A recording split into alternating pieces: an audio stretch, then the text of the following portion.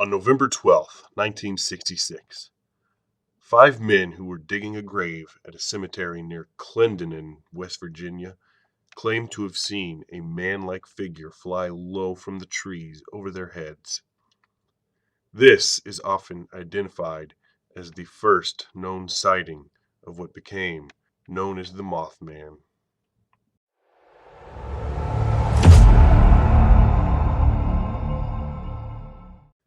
Just 3 days after the gravedigger's initial report in nearby Point Pleasant, West Virginia, two couples noticed a gray-winged creature about 6 or 7 feet tall standing in front of the car they were all seated in.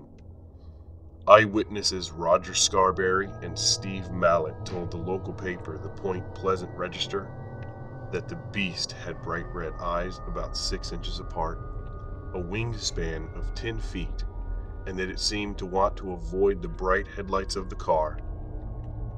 According to the witnesses, the creature was able to fly at incredible speeds, perhaps as much as 100 miles per hour. One of the men told reporters, although all agreed it did make for a clumsy runner on the ground. But more and more sightings were reported in the Point Pleasant area and over the next year as the legend of the Mothman took shape.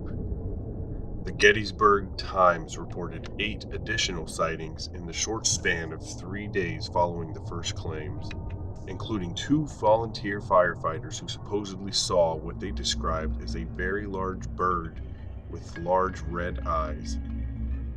Dr. Robert L. Smith, Associate Professor of Wildlife Biology at West Virginia University, dismissed the notion that a flying monster was staking out the town, instead attributing the sightings to a sandhill crane, which stands almost as tall as the average adult man and has bright red flesh around its eyes. Another Point Pleasant legend states that the creation of the Mothman was nothing more than the work of one very committed prankster who went so far as to hide in the abandoned World War II munitions plant where many of the sightings occurred. The theory goes that when the national press ran with the Mothman story, spreading it across the country, panic set in. Locals became convinced they were seeing the Mothman in birds and other large animals, even long after the prankster had given up. Then there are the paranormal explanations, a morass of complicated theories that weave together aliens, UFOs, and precognition. They paint the Mothman as either a harbinger of doom, or more sinisterly, in its cause, a legend that has its roots in the tragedy that befell the Point Pleasant community shortly after the Mothman arrived.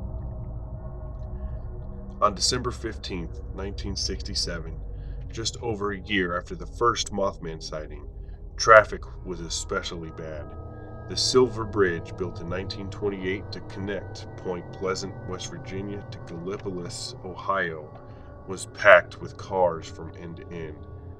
And on that cold December day, without warning, a single eye bar near the top of the bridge on the Ohio side cracked. The chain snapped, and the bridge, its careful equilibrium disturbed, fell to pieces, plunging cars and pedestrians into the icy water of the Ohio River below. 46 died, drowned, or crushed in the wreckage. Point Pleasant's fame as the home of the Mothman legend hasn't waned in recent years. In the Mothman Prophecies film, Richard Gere plays a reporter whose wife seems to have witnessed the Mothman shortly before her death. He finds himself inexplicably in Point Pleasant several years later with no idea how he got there, and he's not the only one in the area having trouble explaining himself. The Mothman can still be seen in Point Pleasant, West Virginia today in the form of a historical museum open 7 days a week, and also has a 12-foot tall, chrome-polished statue, complete with massive steel wings and ruby red eyes. A festival commemorating the Mothman's visits has taken place annually for years, a fun celebration that attracts locals and tourists alike. If you're passing through West Virginia this September, consider swinging by the festivities to remember one of America's strangest and most intriguing local legends. Thanks for watching this episode of Paranormal Origins. In other news, I have designed a new logo. I'm very proud of it. Leave a comment telling me what you think. I'm thinking of starting a merch line, starting slow with just 1 or 2 items. Thank you everyone for the continued support of my small channel. Without fans like you, there wouldn't be a channel, and I thoroughly enjoy this hobby, being allowed to entertain you all. And as always, one person's insanity is another person's normal. It's up to you to decide which is yours.